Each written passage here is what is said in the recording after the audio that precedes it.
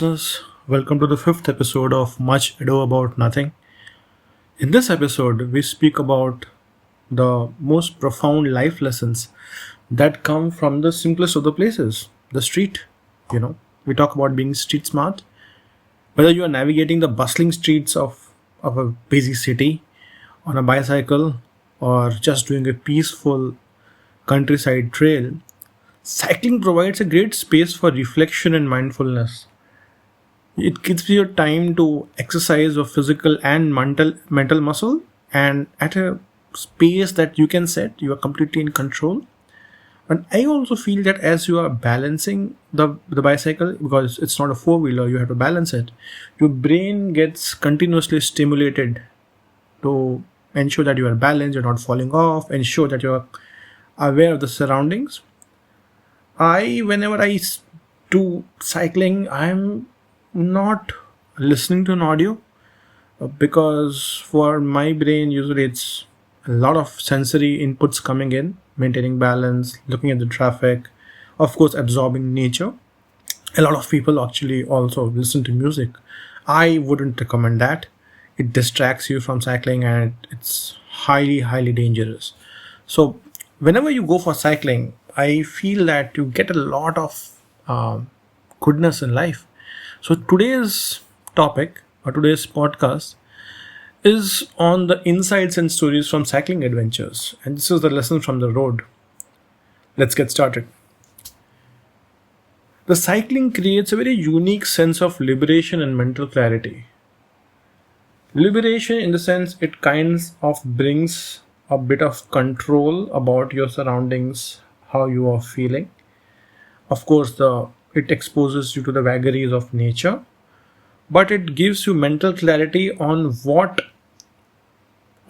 thoughts you are kind of ruminating over. Ideally, you should try to kind of maintain a very stable pace when cycling, but also maybe you can keep a tab on how your cycling pace is affecting your breathlessness, your physical fitness. Do not cycling so much that you get breathless, because then you get tired out faster. It's a slow and steady effort, and it's a good calorie burner. So as you do slow and steady effort, because there are no other sensory inputs, your brain navigates towards self-judgment, or you get a chance to think over what you did, why you did, how you did.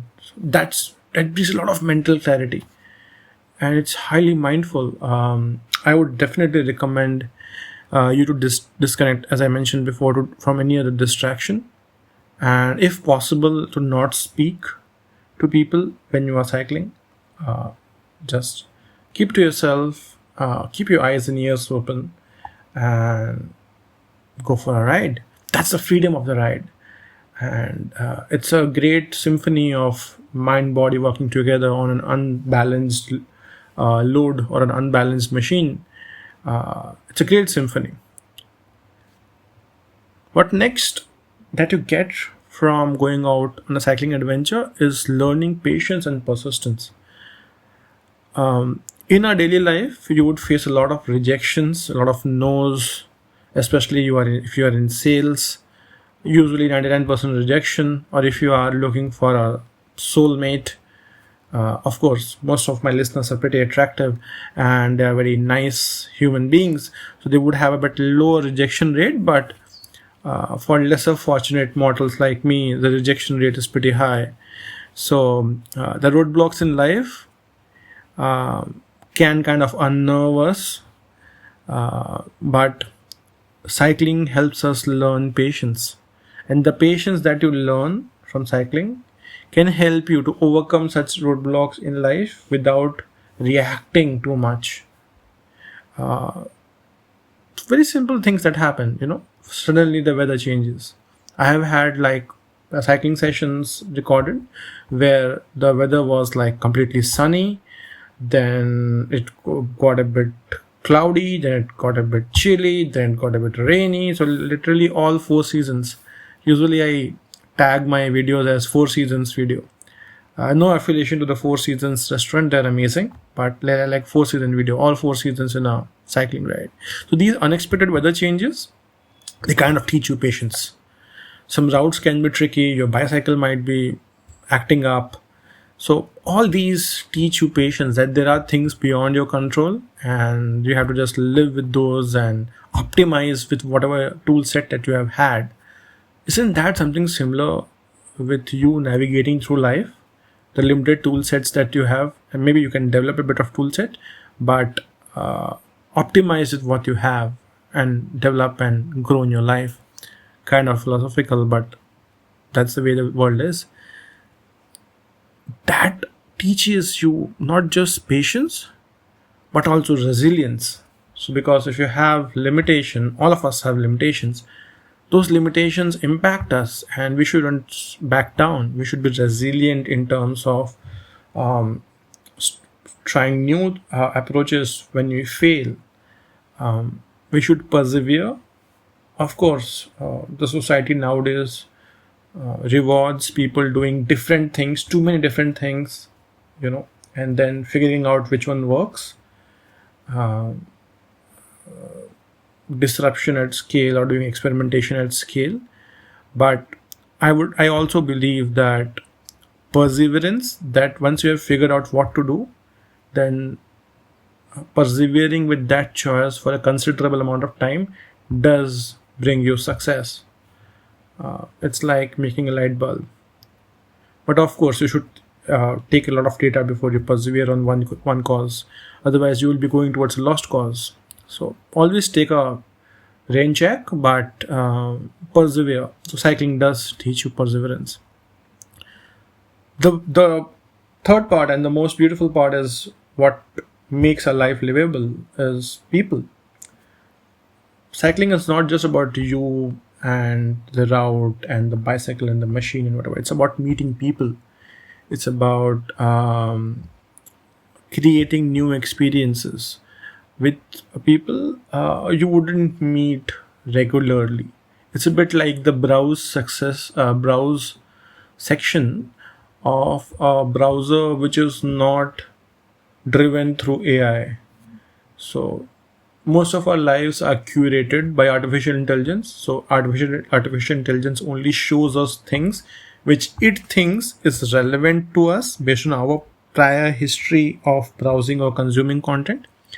But if you want to try something new, you may not be able to see that content, because imagine a Netflix screen on a small iPhone, on a 6.9-inch iPhone. There's only so much real estate on the screen. So how many movie icons or movie banners can be fit there, right? So there's always a bit of optimization, tailoring, and curation that happens.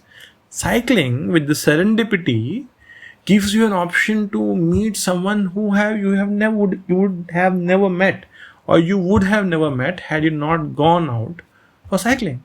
For example, the serendipitous encounters with strangers. That also is something that happens. I have met people from such different parts of life, such different walks of life, that I could never have guessed that these occupations exist, these social customs and norms and these paths in India existed. Part of it could be my willingness to expose myself and be willing to change, be willing to learn, be willing to say hi. Most of us are really busy, so we never say hi back to people, or we are just very reserved or cautious about how we look. So we don't muster the courage to say hi. But when the circumstances happen, they say there's a big roadblock and everyone is going through a common narrower part of the road, we always say, hey, whatever. Then that's an icebreaker. So, but being there at the right place at the right time can spark conversations with which are serendipitous in nature. Next is nature's wisdom. When you are cycling, you would take a lot of things for granted. You take a sunrise for granted, an afternoon, a rain, a wind in the trees for granted. You may even take a sunset for granted, or changing of weather, changing of time. But as you experience them directly with nature, you would find that there's a lot of subtle knowledge, subtle inputs that nature gives. As we would have heard in a poem before, no time to uh, stand and stare. What is this life if full of care? We have no time to stand and stare. So, of course, you wouldn't be able to see squirrels hiding their nuts in grass, but you would be able to hear a couple of birds singing. So, you would be able to see cows mooing, or dogs just trying to figure out what to do. They're lazing around in the warm sun and they're just stretching out. So it's very organic. The trees swaying under wind. It's pretty organic, and the wisdom that comes from it, how human behavior is impacted by the changes in nature, changes in weather, changes in temperature. It kind of gives you a lot of rich inputs that we usually ignore. So, being in tune with nature kind of grounds you as a human being first. It kind of calms you down, reduces your anxiety level, and brings a sense of peace for you. The last part is the mindfulness. A lot of us use apps like Calm and other mindfulness apps, or do yoga, read books, take deep breaths, a lot of mindfulness activities. I would want to propose a very not popularly done mindful activity of cycling. I call it as a mindfulness in motion, because you are cognizant of yourself, your body, your surroundings. You are also cognizant of your body's limits. You are trying to push it. You are also cognizant of things around you, and there's a harmony in that.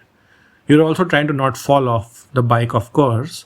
So there's a harmony of so many processes around you, and your processor in your brain processing all those inputs and ensuring that the entire trip gets completed safely.